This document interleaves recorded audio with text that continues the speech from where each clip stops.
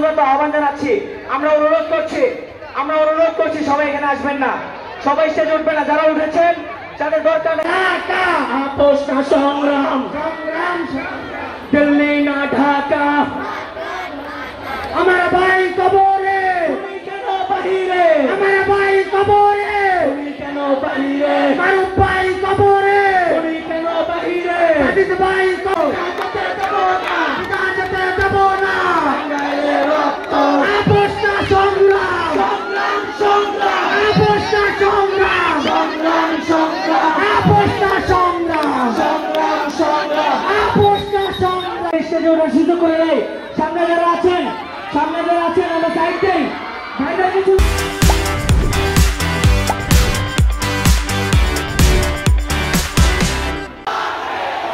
আপোষ না সংগ্রাম, আপোষ না সংগ্রাম, দালালি না রাজপথ, দালালি না রাজপথ, ক্ষমতা না জনতা, ক্ষমতা না জনতা, আবু সাইদ মুক্ত। ব্যানারটি চোখে পড়েছে, সেটি হচ্ছে উপজেলা ভূমি অফিস টাঙ্গাইল সদর টাঙ্গাইল। এখন আসুন আপনারা বলুন তো, এই উপজেলা ভূমি অফিসে সকল কাজ কি ন্যায্যতার ভিত্তিতে টাকা ছাড়া হয়? তাহলে টাকা দিয়ে আমার ন্যায্য অধিকার এই ভূমি অফিস থেকে আদায় করে নেওয়ার জন্য আমরা কি ওই অভ্যুত্থান ঘটিয়েছি? তাহলে আজকে থেকে শুধু এই ভূমি অফিস নয়, আপনারা এই টাঙ্গাইলের যে কোনো অন্যায় দেখলে আপনারা অবশ্যই আপনাদের ব্যক্তিগত জায়গা থেকে সেই প্রতিবাদটি জানাবেন কিনা? আমরা জানতে পেরেছি আপনার এই যে মেডিকেল কলেজ, এই মেডিকেল কলেজের নাম ছিল টাঙ্গাইল মেডিকেল কলেজ, ঠিক কিনা? তাহলে এই সেই ঐতিহ্যবাহী টাঙ্গাইল, যখন বাংলাদেশে মাত্র 19টি জেলা ছিল, তার মধ্যে একটি বৃহত্তর জেলা ছিল এই টাঙ্গাইল। সেই টাঙ্গাইলের গৌরবকে ছোট করে যখন কোন খুনির নামে বাংলাদেশের এই গুরুত্বপূর্ণ জেলায় একটি মেডিকেল কলেজ থাকে, সেটি কি আমাদের স্পিরিটের সাথে যায়? তাহলে আজকের পর থেকে ছাত্র জনতার দাবি হচ্ছে টাঙ্গাইল মেডিকেল কলেজ তার নামে স্বমহিমায় টাঙ্গাইল মেডিকেল কলেজ হয়ে বাংলাদেশে শ্রেষ্ঠত্বের জায়গা করে নিবে। আমরা আপনাদেরকে স্পষ্ট করে জানিয়ে দিতে চাই, ওই মেডিকেল কলেজে আপনাকে যেতে হয় একটি অপারেশনের জন্য, একটি টিকিটের জন্য, সবচেয়ে কষ্টকর অবস্থায়। কিন্তু ওই দালাল ধরা ছাড়া আপনার একটি কাজও কি ঠিক মতো হয়? তাহলে এই দালালের স্পিরিট নিয়ে কি আমরা এই অভ্যুত্থান ঘটিয়েছি? ওই আয়া থেকে স্টাফ সকলকে একটি বেডের জন্য আমাদের টাকা দিতে হয়, এই টাকা দেওয়ার জন্য আমরা কি এই অভ্যুত্থান ঘটিয়েছি? আমরা ছাত্র জনতা আমাদের জায়গা থেকে স্পষ্ট করে বলে দিতে চাই, এসব দালালি টাকা দিয়ে কাজ করার জন্য আর জনতার ওষুধ আপনাদের কোম্পানির কাছে বিক্রি করার জন্য ছাত্র জনতা এই অভ্যুত্থান ঘটায়নি। আমরা আপনাদেরকে একটি স্পষ্ট জিনিস বলে দিতে চাই, শুধু এই টাঙ্গাইলে নয়, পুরো বাংলাদেশে বিগত 16 বছরে ফ্যাসিস্ট হাসিনা সবচেয়ে বড় যে ক্ষতিটি করেছে সেটি হচ্ছে তিনি তার আওয়ামী লীগকে শুধু ফ্যাসিস্ট বানায়নি, সে তার বাংলাদেশকে শুধু ফ্যাসিস্ট বানায়নি, সে ফ্যাসিস্ট বানিয়েছে আমাদের প্রত্যেকটি মানুষকে। এই জায়গা থেকে আমরা যদি নিজেদের উত্তরণ ঘটাতে চাই, তাহলে আমাদের যে সংশোধন, সেই সংশোধন শুরু হতে হবে ওই ব্যক্তিগত পর্যায় থেকে।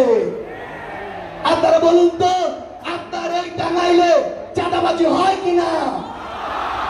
অটো স্ট্যান্ড, ট্রাক স্ট্যান্ড, বাস স্ট্যান্ডে চাঁদাবাজির নামে সিন্ডিকেট আছে কিনা? তাহলে এই যে আমাদের স্পিরিট, সেই স্পিরিটকে যদি আমরা ধরে রাখতে চাই, তাহলে ওইসব চাঁদাবাজ এবং সিন্ডিকেটের বিরুদ্ধে আপনার যে ভয়েস, সেই ভয়েসটি আবার তুলে ধরতে হবে। একটি জিনিস মনে রাখবেন, এটি কখনো মনে করার উপায় নেই যে 100 জন মানুষ চাঁদাবাজি করছে, করুক। মনে রাখবেন, এটি একটি ছোঁয়াচে রোগ। কেউ যদি একবার স্কোপ পায়, এটি ধীরে ধীরে সব জায়গায় ছড়িয়ে পড়ে। আরেকটি গুরুত্বপূর্ণ বিষয় হচ্ছে, এই যে চাঁদাবাজিটি করা হয়, এ কারণে আপনার কাছে অটোর ভাড়া বেশি রাখা হয়, বাসের ভাড়া বেশি রাখা হয়, সবজির দাম বেশি রাখা হয়, পণ্যের দাম বেশি রাখা হয়, এবং এর ভাগিদার আমাদের সবাইকে হতে হয়। ঠিক এই কারণেই এই ছাত্র জনতা আজকের পর থেকে সকল চাঁদাবাজি এবং সকল সিন্ডিকেটের বিরুদ্ধে কথা বলবে। আমাদের আজকে টাঙ্গাইলে এসে শুনতে হয়, আমার যে ভাই মারুফ হত্যা হয়েছে, আমার যে বোনকে অপদস্থ করা হয়েছে, আমার যে ভাইদের রক্তাক্ত করা হয়েছে, আমার স্কুল কলেজের যে ছোট ভাই বোনদেরকে বিভিন্ন ভাবে হামলা করা হয়েছে, সেই পুলিশরা নাকি এখনো আশেপাশে ঘোরাফেরা করে। আমার ভাই যখন রক্তাক্ত হয়ে হাসপাতালে, তখন সেই হামলাকারী কতিপয় পুলিশ কিভাবে উন্মুক্ত রাস্তা।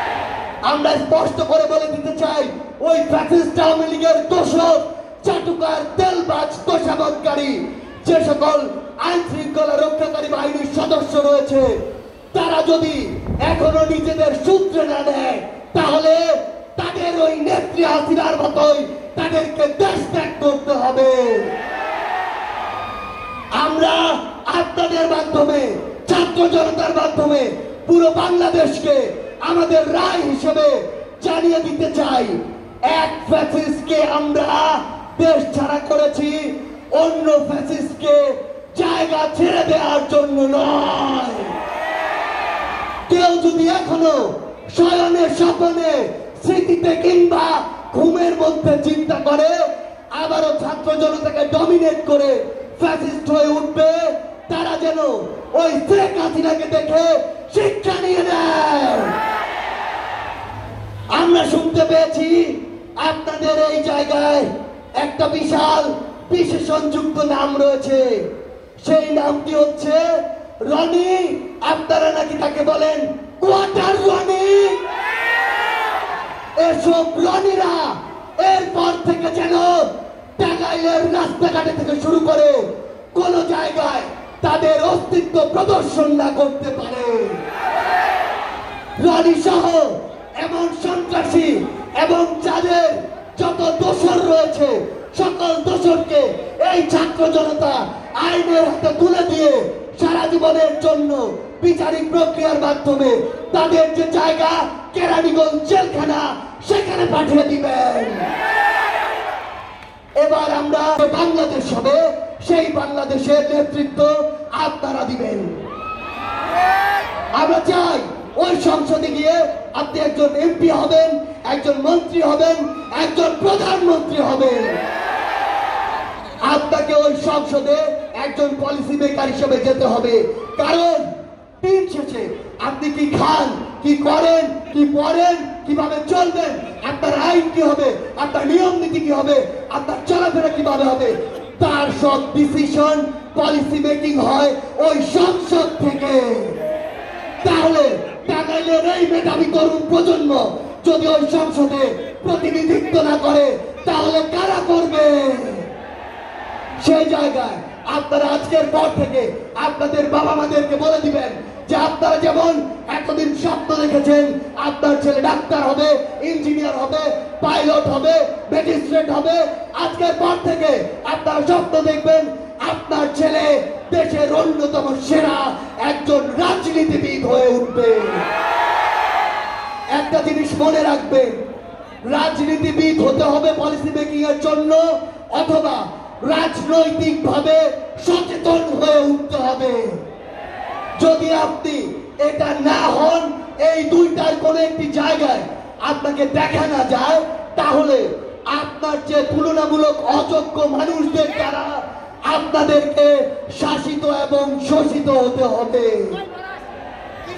আমরা আপনাদেরকে স্পষ্ট করে বলি, আপনারা রাজনীতিতে আসবেন, তবে তার পূর্বে যোগ্য রাজনীতিবিদ হয়ে ওই সংসদে শিক্ষাগত যোগ্যতা, আপনার দক্ষতা, আপনার ভাষা থেকে শুরু করে কোনো কিছু নিয়ে একটি কথা না কখনো বলতে পারে।